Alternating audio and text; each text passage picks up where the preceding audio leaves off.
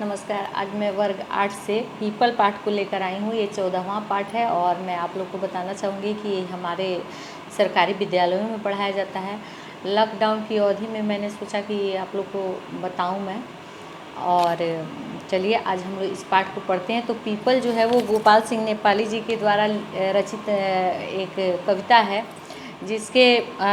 जिसका मुख्य जो केंद्र है वो पीपल है। इस पाठ का भी नाम है पीपल। तो ये कविता जो है वो प्रकृति के विविध रूपों से हमारा आत्मीय परिचय कराती है। हमारे मन से किस प्रकार प्रकृति जो है वो जुड़ा हुआ है, ये हमको अनुभव कराती है ये कविता। और कविता जो है वो तमाम तरह के विभिन्न बदलावों को भी इसमें बताया गया है जो पीपल देख रहा है। पीपल के सामने ये सब चीज़ें हो रही हैं, जैसे कि पेड़, झरने, नदी, चिड़िया, ऋतुएँ, ये एक के बाद एक बदलते जाती हैं। और जो पीपल है उसकी उम्र लंबी होती है और पीपल ये सब चीज़ों को देखता रहता है, जुगों जुगों से देखता आ रहा है। चलिए हम लोग आज इस पाठकों के भावार्थ को पढ़ते हैं। कानन का यह तरुवर पीपल जुग जुग से जग में अचल अटल। कह रहे हैं कि कानन का मतलब होता है जंगल का यह जो पेड़ है पीपल का, वो जुग जुग से अचल अटल है, वो अपनी जगह पर ही जुग जुग से है, क्योंकि इसकी उम्र लंबी होती है इस पीपल की, और इसलिए इसको कहा है कि जुग जुग से ये अचल अटल है। ऊपर विस्तृत नभ नील नील, नीचे वसुधा में नदी झील। कह रहे हैं कि ऊपर, इसके ऊपर विस्तृत आकाश है, फैला हुआ आसमान है, और नीचे जो है वो वसुधा में मतलब धरती पर, पृथ्वी पर नदी झील है।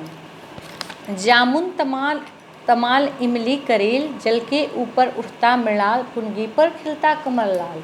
ये कह रहे हैं कि यहाँ पे तरह तरह के पेड़ पौधे हैं, जामुन है, तमाल है, इमली है, करेल है, तरह विभिन्न प्रकार के इस वन में जो है, कानन मतलब होता है जंगल में, विभिन्न प्रकार के पेड़ पौधे हैं।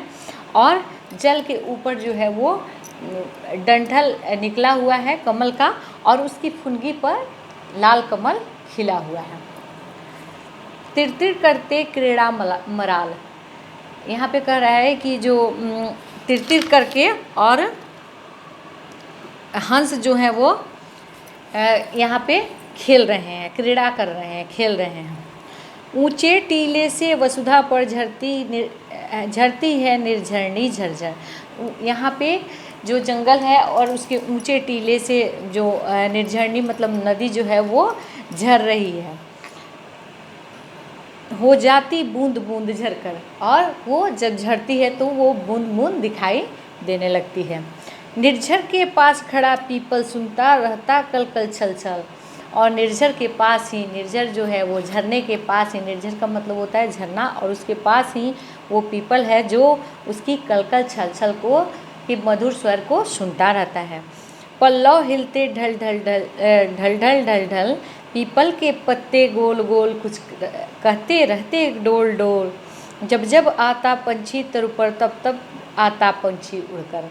देखिए कितना अच्छा है कि जब जब पत्ते हिलने लगते हैं, पीपल के पत्ते हिलने लगते हैं, तो लगता है कि उनमें कोई संगीत आ रहा है, किसी को बुला रहे हैं और कुछ कह रहे हैं, संगीत के द्वारा अपने कुछ कह रहे हैं।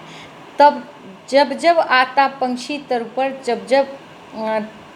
जब जब आता पक्षी उड़कर, तब जब जब खाता फल चुन चुन कर।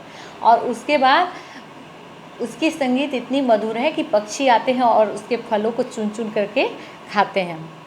पड़ती जब पावस की फुहार, बजते पंछी के सितार, बहने लगती शीतल बयार।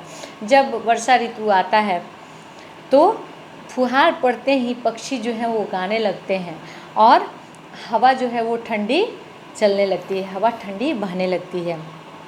तब तब कोमल पल्लव हिलडुल, गाते सरसर मरमर मंजुल, लख लख सुन सुन बिहुअल बुलबुल।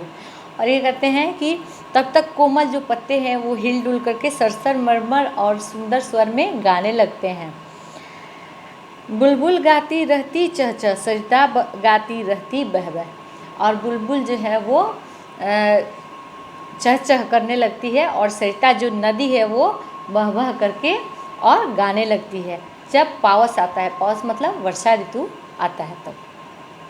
पत्ते हिलते रहते रह रह जितने भी हैं इनमें कोटर, सब पक्षी गिलहरियों के घर। देखिए जो पत्ते हैं वहाँ पे वो हिलते रहते हैं और इसमें जितने भी कोटर है, कोटर मतलब होता है पक्षियों के रहने का जो जगह बनाए रहते हैं पक्षी, उसको कोटर कहा जाता है। वो सब पक्षियों के गिलहरियों के घर हैं। संध्या को अब दिन जाता ढल सूरज चलते हैं अस्ताचल।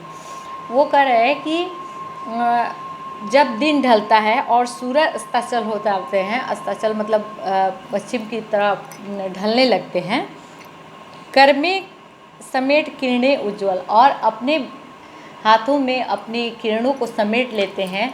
जो उजली किरण है उसको समेट करके जब शाम हो जाती है, हो जाता सुनसान लोग, चल पड़ते हैं घर को चील को।